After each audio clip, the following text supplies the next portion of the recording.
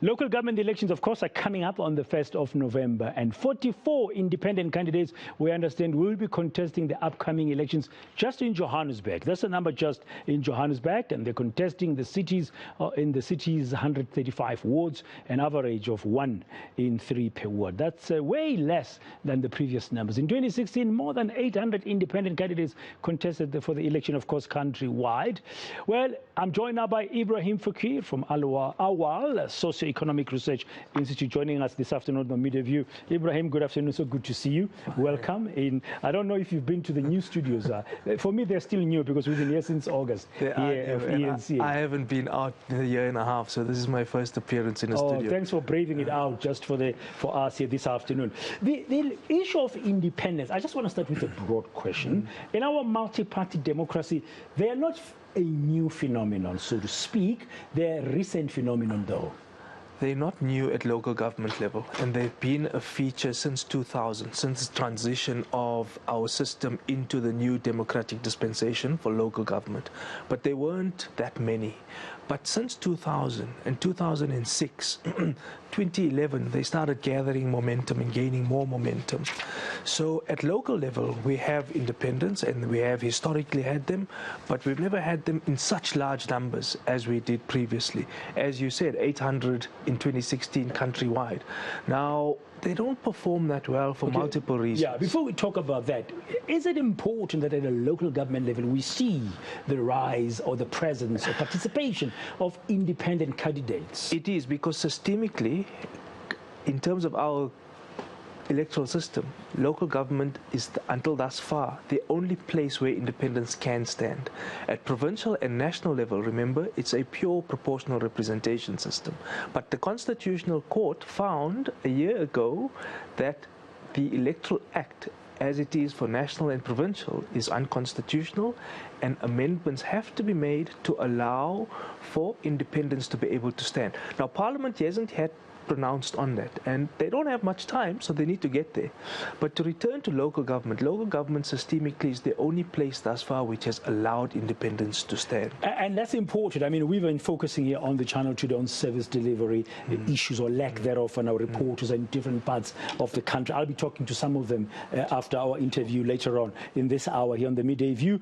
I mean, they play a part. I mean, because our system, electoral system, has really been party-led. It is party-led, and that's why independents begin to matter, but I think we must also place this in context. The reason why you have so many independents emerging is for 3 reasons.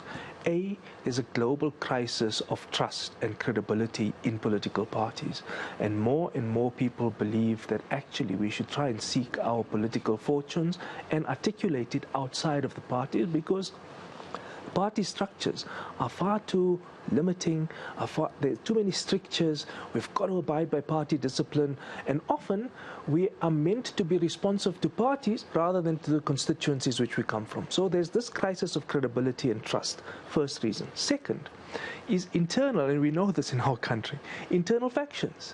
If Dan and Ebrahim are in the same party, and Dan is the chosen ward candidate or the chosen person on the PR list who's high up enough, and Ebrahim wants to be the guy, he organizes a protest.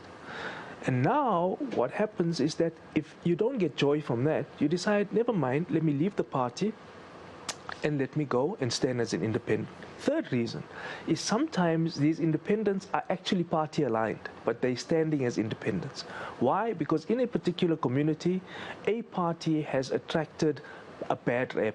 Their previous representatives was completely unresponsive, wholly unaccountable. So now they believe, gosh, if we put up a candidate in our own name, aligned to the party, we might not get elected. So let the person stand on their own. And we have a chance. And another important part, while I have you, Ebrahim, is, as you said, that independents don't perform so well. They are there, but they haven't performed so well. Why?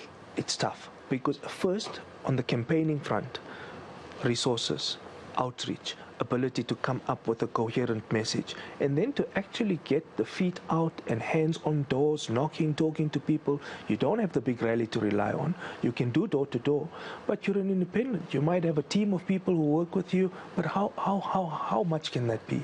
So that's the first limitation. Second, resources. Campaigning is expensive.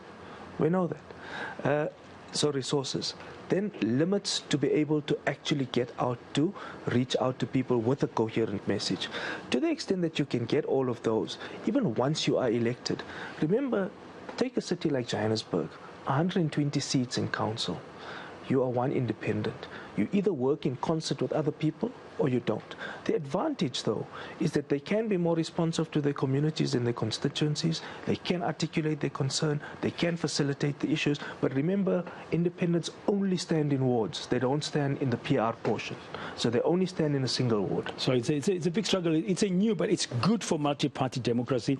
You don't foresee them if you had to predict, if I put you in that invidious position of predicting that this time around they'll perform better than in 2016. Look, they might perform better, but that's simply because of the credibility crisis that political parties are having. I mean, the level of trust and confidence in political parties is low. If you look at public perception surveys, they're below 15% for political parties across the board. Now, to the extent that they might perform better, they're still going to have major challenges because of the resources, because of the ability to get out. But I think, you know, you might have a few who will pick up seats because of the credibility crisis. But look, there was a credibility crisis in 2016, and in the City of Joburg, there were quite a few independents, around 30 odd. Not many of them were elected. In fact, not any at all. Okay, Ebrahim, thank you very much once again for coming through. It's lovely to see you in person after such a long time. That's Ebrahim Fakir, of course, and giving us a bit of his insights about the role of independents and how they might fare or not fare, and why we're seeing so many more independents in our local government elections this time around than in 2016.